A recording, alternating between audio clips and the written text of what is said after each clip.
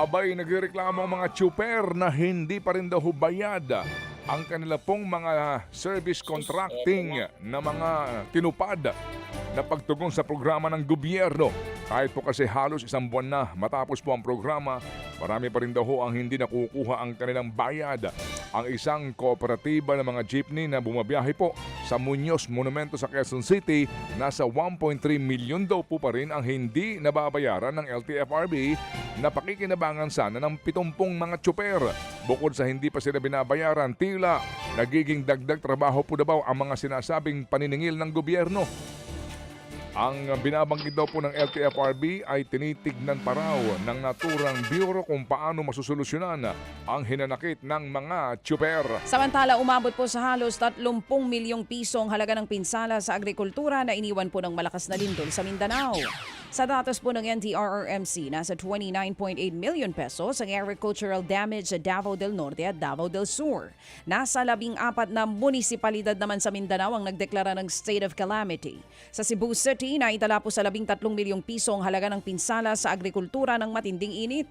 Sa isang barangay, nabulok sa palengke ang mga produktong hindi na naibenta. Natutuyuan din ng lupa ang mga magsasaka dahil sa kakulangan sa tubig, lalo't madalang bumuhos ang ulan nitong mga nagdaang buwan. Sinisili po naman daw ng Bangko Sentral ang downtime kamakailan sa Digital Banking Bank of the Philippine Islands o BPI. Nagsimula daw pong aberya noong pong linggo nang magreklamo ang ilang mga users nito na hindi makapag-login sa app o website ng BPI. Noong Martes po nang tuluyang naibalik sa normal po ang mobile app ng online na nakaranas po naman daw ng issue sa network connectivity. Titignan din daw po ng BSP kung kailangan ng supervisory action para matiyak na hindi na mauulit ang insidente.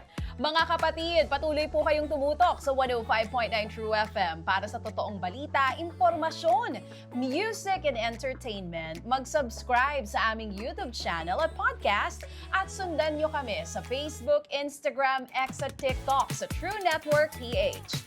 Bisitahin din po ang aming official website, truefm.ph. At panoorin din kami sa True TV Signal, Channel 19. Kami po ang 105.9 True FM. Laging true sa'yo, kapatid. Dito tayo sa totoo, tunay at tapat.